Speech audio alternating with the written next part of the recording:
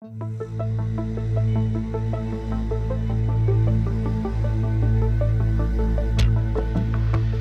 coup, merci de m'avoir invité pour pouvoir présenter un peu mes travaux. Donc moi, je m'appelle Yvan Baheu, je travaille au sein, du coup, comme ça a été dit, de l'INRIA dans l'équipe Privatix. Je suis aussi en thèse CIFRE, du coup, qui est une collaboration avec une entreprise qui s'appelle Murena, qui est représentée par Gaël Duval. Mes directeurs de thèse, c'est Vincent Roca et Mathieu Quinche, avec Vincent Roca ici présent.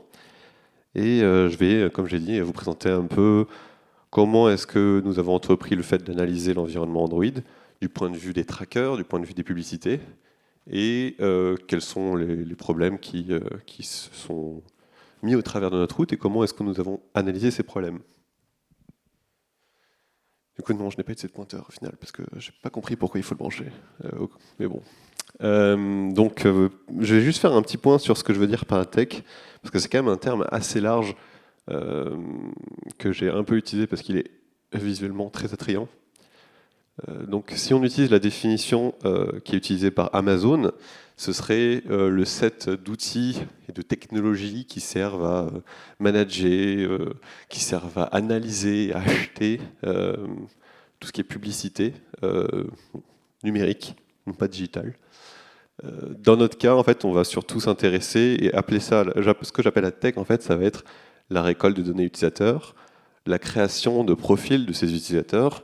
Ça va être aussi tout ce qui est distribution de ces profils utilisateurs dans l'optique de récolter des publicités qui sont distribuées. Et il y a aussi une dernière phase qui, pour eux, ça va être lutter contre les lois pour la vie privée, ou en tout cas se mettre à la limite de ce qui est légal pour l'utilisateur. Enfin, pour eux plutôt. Donc pourquoi ce sujet Alors en fait, c'est mon sujet de thèse, bien sûr. Donc mon objectif principal, et mon objectif de thèse, c'est de travailler dans la conception d'un outil de protection de la vie privée pour un système d'exploitation mobile qui s'appelle E. Donc E, c'est un système d'exploitation français qui est qui fait partie d'une fondation qui s'appelle E Foundation, mais qui est aussi dont le développeur principal est Murena. C'est un Android qui est complètement Google Free, qui est orienté vie privée, et qui, je pense, ce qui est le plus intéressant même, c'est qu'il est accessible dans le fait qu'on puisse en fait acheter directement son téléphone avec E installé. En fait, c'est rendre accessible à Madame Michou un système d'exploitation qui soit alternatif, peut-être souverain. Et dans mon cas, ce que j'appelle un outil de protection de la vie privée, ou PET en anglais, ça va être un outil qui me permet de protéger l'utilisateur face aux récoltes faites par les applications, donc les récoltes de données. Donc tout ce qu'on appelle tracker. En fait, ce que j'appelle tracker, c'est pas littéralement un tracker GPS, mais ça va être les outils de récupération, ou les technologies de récupération de données utilisateurs, en fait, données à caractère personnel, entre autres. Voilà. Donc on peut imaginer en fait Hathaway, si vous connaissez, ou même le navigateur Brave, ou même Firefox, ça peut être considéré comme des outils de protection de la vie privée. Voilà. Ensuite, si on veut comprendre l'environnement Android, il faut savoir comment ça se fait sur navigateur à la base, ou sur plutôt système d'exploitation classique, PC. Alors en fait c'est très simple, sur un système d'exploitation plus classique, l'intégralité ou la majorité plutôt du trafic réseau, il passe par les navigateurs. Ce qui signifie que si on a une capacité de contrôle sur ces navigateurs, on contrôle nos données. Bon, heureusement, on a la chance en fait d'avoir des navigateurs très permissifs qui existent encore. Donc on peut imaginer Firefox, Brave, Mulvad, LibreWolf. Leur grand avantage, c'est que soit ils sont open source, et du coup on peut les modifier, soit ils sont directement orientés vie privée, soit ils sont très permissifs sur leurs add-ons, et du coup en fait on peut ajouter nos solutions de vie privée dessus. En fait, c'est le gros avantage qu'on a avec ce système desktop. Donc on peut imaginer les différents outils, uBlock Origin pour bloquer les publicités et les trackers, Decentralize, ce genre de choses. Bon, bien sûr, c'est pas parce qu'on a cette possibilité maintenant que ça va rester dans le temps. Et Google pousse Manifest v3 et pousse le fait de garder les cookies, ce genre de choses, les cookies tierces. Donc c'est pas un contrôle qu'on va garder si on continue pas de lutter ou d'utiliser ces solutions. Donc sur Android, c'est un peu plus différent. La majorité du trafic qui passe sur votre Android, il va passer par des applications. Donc bien sûr, il reste le navigateur que vous utilisez, mais si vous utilisez Instagram, Facebook, ce genre de choses, ça passe pas par le navigateur, ou pas par le navigateur que vous avez intégré à votre application, à votre téléphone, pardon. Ce qui signifie que pour contrôler notre donnée, il faut contrôler l'OS. Malheureusement, il n'y a pas d'autre solution. Là, ça devient plus compliqué. On a effectivement des OS qui sont orientés vie privée, ou open source. Donc on peut imaginer LineageOS, GrapheneOS, CalyxOS, EOS. Malheureusement, là-dedans, le seul qui est vraiment accessible pour les personnes qui ne sont pas tech savvy ou qui ne sont pas des geeks, on va dire, c'est malheureusement eux qui distribuent avec des téléphones. Je crois que Lineage aussi peut être distribué avec des téléphones aussi. Bon. Mais plus généralement, en fait, Android donne un accès assez limité à nos données, ce qui est un problème relativement grand, surtout que pour la majorité des solutions, il faut aussi avoir un téléphone routé si on veut améliorer les conditions d'un téléphone de base, ce qui souvent va casser la garantie, parfois en tout cas.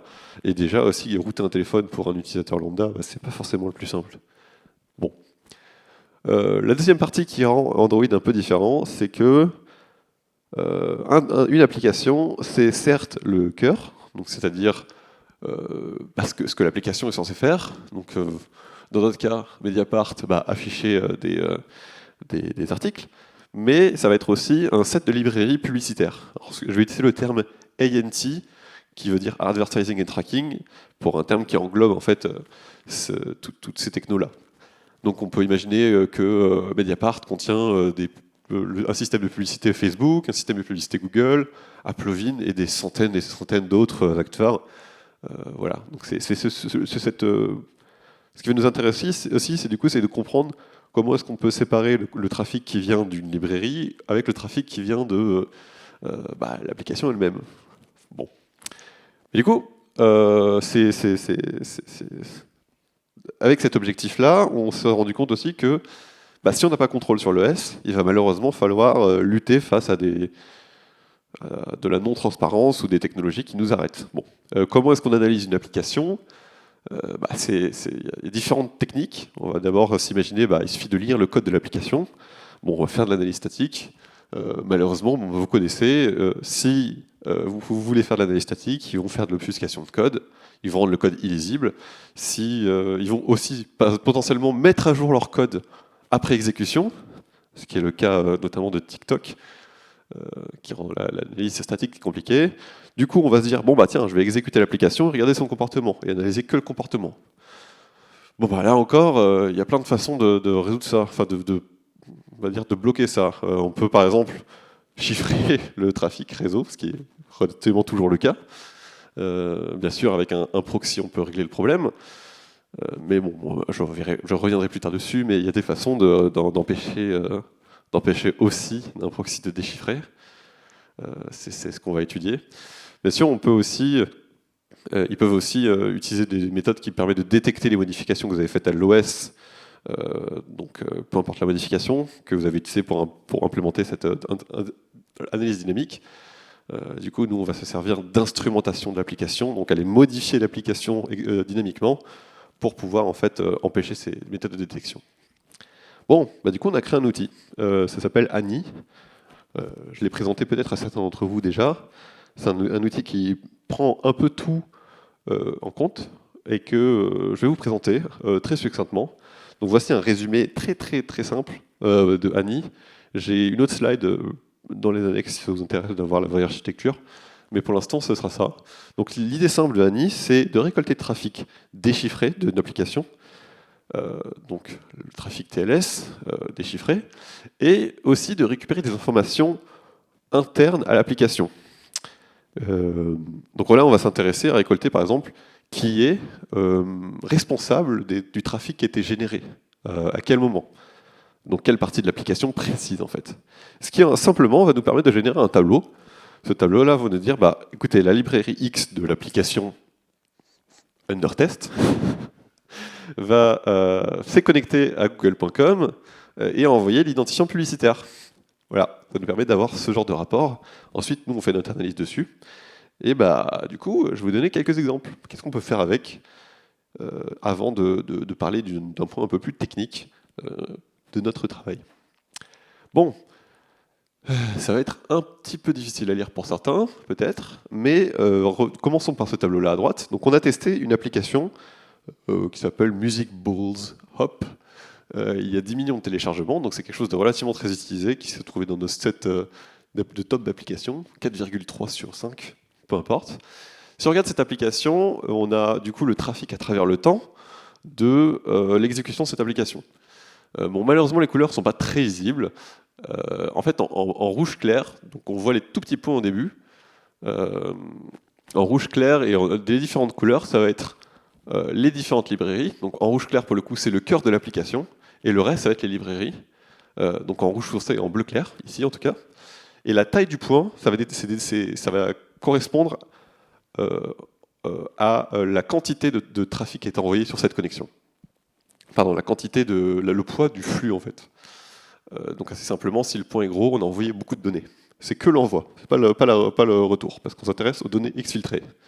Bon, bah là, juste visuellement, on voit il y a des gros points pour Applovin, une application publicitaire très très usitée par les jeux sur Android.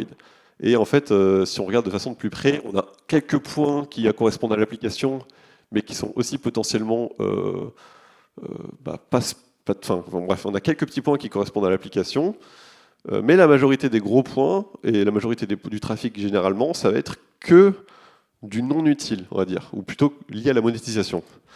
Ce qui est assez triste parce que du coup, tout ça, on le paye en énergie, on le paye en consommation réseau, en fonction de nos limitations. Enfin bon, et du coup, pour un jeu qui est full local, c'est pas très nécessaire. Si on regarde purement en termes donc on a concaténé tous les poids. Si on compare les poids total, donc malheureusement les couleurs ne sont pas les mêmes de ces deux tableaux. Donc cette fois-ci en bleu clair nous avons l'application et le reste c'est le trafic envoyé, enfin les données envoyées par les librairies publicitaires. Bon bah pour cette application on a 92% qui est envoyé par des librairies publicitaires ou de tracking, ce qui est ma foi assez triste. Bon, je vais peut-être accélérer un peu, mais maintenant regardons la Fnac, une application un peu plus française et plus classique.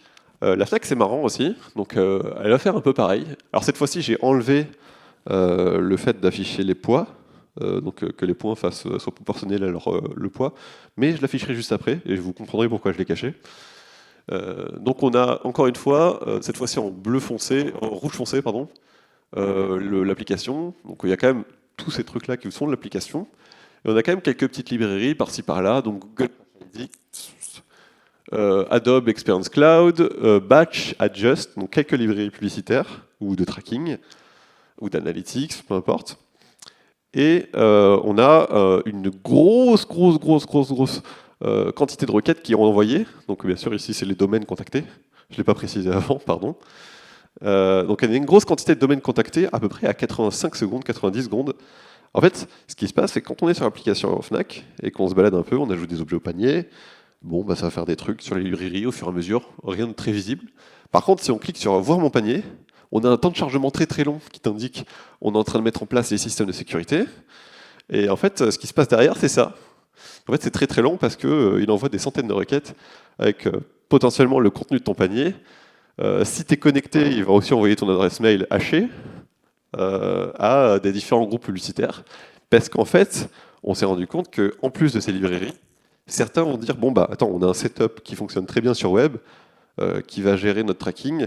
J'aimerais voir si c'est possible de l'avoir aussi sur téléphone. Et donc il y a une techno qui s'appelle WebView, qui permet en fait d'avoir un micro-navigateur intégré caché en arrière-plan pour exécuter du JavaScript. Du coup, ils se servent de cette technologie WebView, ils font le tracking au fur et à mesure avec leur librairie publicitaire, et en plus, ils lancent WebView pour faire leur tracking web avec des cookies, le même système, caché en arrière-plan, en envoyant beaucoup de choses. Voilà. Donc c'est assez intéressant. Donc on a fait ça plusieurs fois, on a ouvert le panier, on s'est rebaladé, on a ajouté des trucs, on a réouvert le panier. Voilà, c'est assez marrant à voir. Et donc pourquoi j'ai caché la taille des points? Parce qu'en fait, ça rend ça difficilement lisible. Donc Ça, c'est proportionnel à la taille des points, mais j'ai divisé la taille par 1000 parce que sinon, c'était ce gros point-là, il faisait l'intégralité de l'écran. Donc c'est pas proportionnel exactement, parce qu'il y a une taille minimum, mais voilà. Donc en fait, qu'est-ce qui se passe ici? En fait, il envoie une heatmap de l'intégralité de l'utilisation de votre téléphone. Donc est-ce que vous avez cliqué sur tel produit? Est-ce que vous êtes resté X secondes sur cette page? Est-ce que vous avez lu tel texte, lu tel commentaire, etc. Tout ça, il va envoyer en gros bloc de données au moment où vous cliquez sur mon panier. Il envoie pour de l'analytics potentiellement en interne, mais en fait, on ne peut pas trop savoir réellement ce qu'ils en font derrière. Mais voilà, donc des grosses quantités de données sont envoyées. Encore une fois, c'est dommage pour votre consommation électrique. Mais bon, de toute façon, on n'est pas là pour ça, hein, bien sûr. Tout le monde s'en fout. Pardon. Euh, donc voilà, donc c'est assez intéressant à voir. Maintenant, si on regarde de façon plus globale, donc on a testé 535 applications, le top des applications, et on a essayé de comparer qu'est-ce qui vient des applications et qu'est-ce qui vient des librairies. À savoir que c'est une estimation à la baisse, parce que, comme on a vu avant, des fois il y a du tracking qui peut être fait par les applications elles-mêmes, notamment avec WebView. Et ça ne vient pas d'une librairie, vu que c'est l'application elle-même qui le fait. Bon, et même avec ça, on a au moins 50%, un petit peu plus, qui vient de librairies de tracking ou de ANT, plus généralement. Avec certaines librairies, donc ici on a enlevé les applications, on a regardé que les librairies. Certaines librairies sont très très lourdes, notamment Applovin, qui envoie en fait des gros blocs de données qui correspondent à un tiers des consommations de toutes un tiers des envois par des librairies publicitaires, c'est elle. Enfin bon, du coup sur 500 applications quand même, on a la moitié qui sert à rien, au moins, ce qui au moins est impressionnant à regarder. Bon, sauf que ça marche très bien, Annie, mais on a subi quelques problèmes. En fait, par exemple, pour l'utilisation de TikTok, si on lance et exécute TikTok, regardez l'intégralité du contenu qui est envoyé. Waouh, il y a un point. En fait, c'est la seule connexion qui n'a pas échoué. Donc on se demande pourquoi est-ce que la connexion n'échoue pas. Pourquoi est-ce que les autres connexions échouent? Donc on a 125 connexions tentées qui ont échoué. Et en fait, c'est une méthode. TikTok implémente une méthode qui permet de détecter l'utilisation d'un proxy. Donc c'est une méthode qui s'appelle le certificat de pinning, ou l'épinglage de certificat, mais je ne vais pas utiliser ce terme, et qui permet en fait de dire je ne fais pas confiance au système, je vais utiliser mon propre certificat, et s'il y a un proxy, je ne lui fais pas confiance. Ou s'il n'y a pas le certificat du serveur, je ne lui fais pas confiance. Mais vous en faites pas, je vais expliquer cette histoire de ce certificat juste après. Donc du coup, voilà, on a lutté face à ça. C'est une des nombreuses méthodes mises en place qui nous posent des problèmes, mais elle est assez intéressante, donc on va passer un peu de temps dessus. Et voilà. Donc, je vais vous présenter un peu notre travail sur le certificat de pinning. Donc pourquoi ça nous intéresse, quels sont les effets du certificat de pinning, ce genre de choses. Donc on est parti de 3 questions. Quels différents types de certificats de pinning existent-ils? Donc on fait une taxonomie un peu générique. À quel point est-ce que c'est existant, c'est prévalent, ça se dit pas en français, je sais pas. À quel point ça a de l'importance en fait sur Android. Dernièrement, pour nous, ce qui nous intéresse, c'est est-ce que ça a un impact sur la récolte de données privées, de données personnelles, pardon, données à caractère personnel. Donc est-ce que le fait qu'une application utilise du certificat de pinning pour cacher des choses, ça va enlever ou baisser le nombre de données récoltées, par exemple. Voilà. Donc, petit retour en arrière, pourquoi je parle de certificat depuis tout à l'heure. Alors désolé, je ne sais pas si tout le monde est technique, du coup j'ai quand même fait ce point un peu simple, un peu général, mais donc quand on veut faire une connexion chiffrée sur Internet, la plupart du temps on va utiliser un protocole qui s'appelle TLS. Donc TLS c'est assez simple, ça permet de faire un échange de clés entre le client, donc l'application, et le serveur, et du coup peu importe qui lit le trafic réseau, il ne verra pas ce qu'il y a dedans. Bon, comment ça marche? C'est simple, le client dit au serveur « je veux me connecter à toi », le serveur lui envoie un certificat, qui est en fait la carte d'identité qui va prouver l'identité du serveur. Le client reçoit ce certificat, il vérifie le certificat, et si le certificat il dit « bon c'est bon, c'est le serveur, je lui fais confiance », il échange les clés. Et cet échange de clés, du coup, est unique. Voilà. Dans les faits, le certificat est censé être envoyé par le client après, mais c'est pas vraiment c'est pas vraiment utilisé. Donc ignorons ça. Ok. Donc maintenant, imaginons ce setup sur Android. On a une application qui veut se connecter à un serveur, mais cette fois-ci, on a mis un proxy en man in the middle, donc qui va se mettre entre le serveur et l'application. Et qu'est-ce qui va se passer? Bon, bah écoutez, l'application essaie de se connecter au serveur, le proxy va recevoir le certificat du serveur et le remplacer par son propre certificat, le certificat du proxy. Dans ce cas-là, l'application reçoit le certificat du proxy, elle va simplement vérifier est-ce que le certificat du proxy fait partie des certificats auxquels je fais confiance. Et donc en fait, le système de confiance est normalement géré par le système entier. Donc ça fait partie des certificats système ou des certificats que l'utilisateur a ajoutés lui-même, notamment c'était un proxy d'entreprise par exemple. Et si ce certificat proxy on lui fait confiance, eh bah, très bien, la connexion réussit et on continue. Sinon, bah, plein de choses peuvent se passer, mais la connexion va rater, l'application va peut-être cracher, elle aura un fallback, je sais pas, elle va t'indiquer un message d'erreur, plein de choses. Sauf que bon, bah malheureusement, c'est pas toujours comme ça que ça va se passer. L'application peut décider de ne pas faire confiance au système, de dire bon bah non, moi j'ai contrôle sur l'application, du coup j'ai pas besoin de me poser des bâtons dans les roues en faisant confiance au système. Je suis un bonhomme, je gère mes propres certificats. Donc ce qui va se passer, c'est que l'application dont ils contrôlent le code, ils vont directement mettre le certificat dedans, et durant l'exécution, ils vont dire est-ce que le certificat que j'ai reçu correspond au certificat que j'ai. Et dans ce cas, bah, du coup, tu as beau ajouter ton proxy, ton certificat du proxy, l'application ne fera pas confiance. Et qu'est-ce qui va se passer? Bah, la connexion va toujours échouer. Enfin, on verra. Voilà. Donc, pourquoi c'est un problème? Alors, pour nous, c'est assez clair. Il y a un manque de transparence dans ces applications-là, parce que c'est quelque chose qu'on doit ajouter sur le téléphone en nous-mêmes, ce certificat proxy, pour qu'on lui fasse confiance. Donc c'est pas non plus un risque pour l'utilisateur. Et du coup, ça nous empêche de lire le trafic.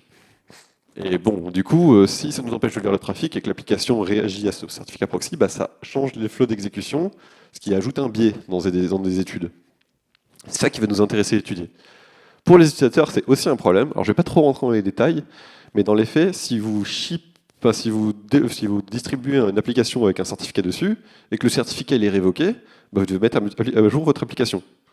Et du coup, bon, ça a quelques problèmes. Voilà. Paf.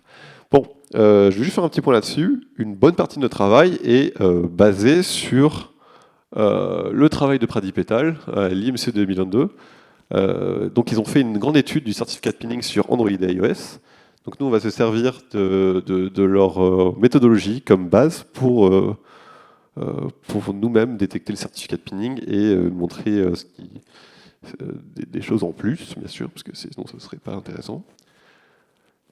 Donc petit point sur la méthodologie. Quel est notre objectif? Bien sûr, notre objectif, c'est d'étudier le certificat de pinning. Donc étudier le certificat de pinning, c'est dans l'objectif de se rendre compte de montrer qu'il y a plusieurs types de certificats de pinning et qu'ils ont chacun une importance. Voilà.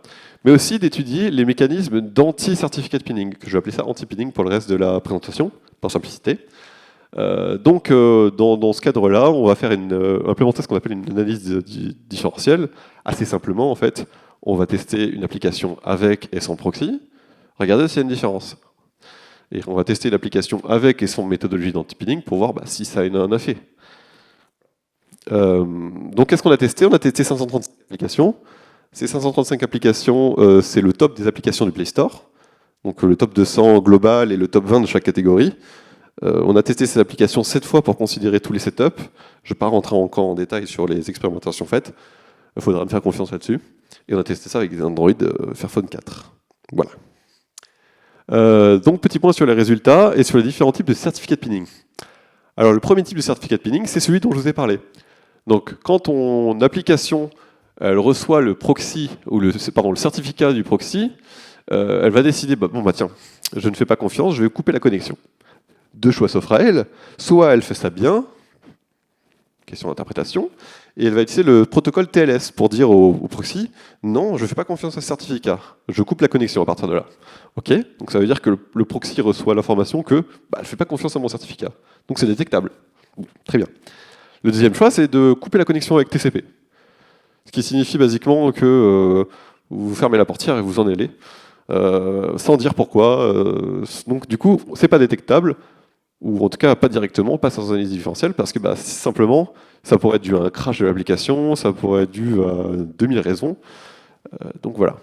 Donc ça, c'est les deux premières catégories. Maintenant, on a des catégories un peu plus étranges.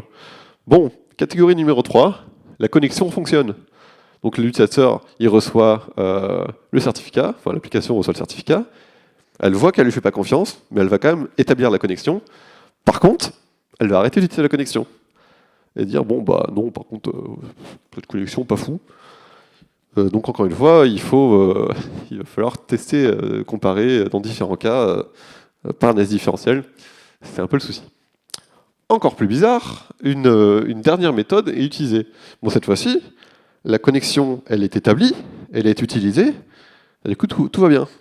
Sauf qu'en fait, quand on regarde plus précisément à l'intérieur de l'application, quand on regarde l'exécution de l'application, on se rend compte qu'elle a récupéré le certificat de la connexion, qu'elle l'a comparé avec un certificat qu'elle a elle-même, qu'elle a enregistré l'information quelque part. Par contre, elle continue de faire la connexion comme si de rien n'était.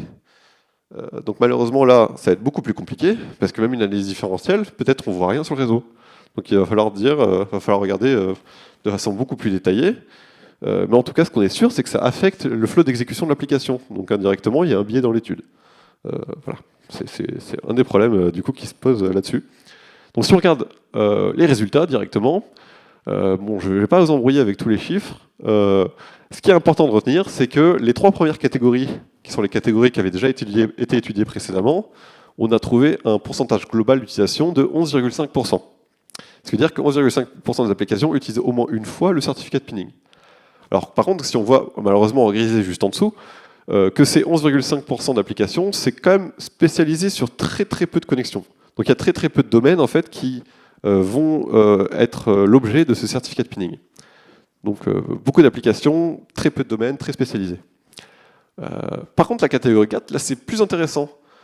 La catégorie 4 elle-même, c'est déjà 13,5% d'utilisation. Alors, je n'ai pas mis les nombres de connexions, mais le pourcentage est très très très faible, donc c'est de l'ordre de 5 ou 6 connexions différentes. Et là où c'est intéressant, en fait, c'est qu'on s'est rendu compte que cette catégorie 4, elle est pour l'instant uniquement utilisée avec notre méthodologie de détection par Facebook Ads, la librairie Facebook Ads. La librairie Facebook Ads, elle reçoit le certificat, elle log l'information, et qu'est-ce qu'elle fait, quoi? C'est un des problèmes qu'on a, du coup. Un des problèmes, du coup, de cette catégorie 4. Donc c'est assez intéressant.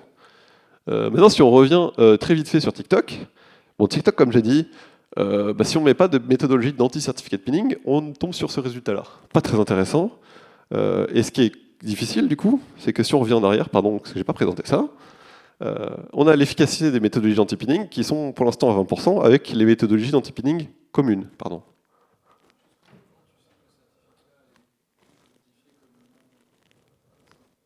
Alors en fait, on a une méthodologie spécifique pour 4 que je n'ai pas dû présenter. Mais l'idée, c'est qu'on va, comme dans le setup de Annie, on va instrumenter les applications. Et notamment, on a instrumenté la méthodologie qui permet de récupérer et de comparer les certificats entre eux.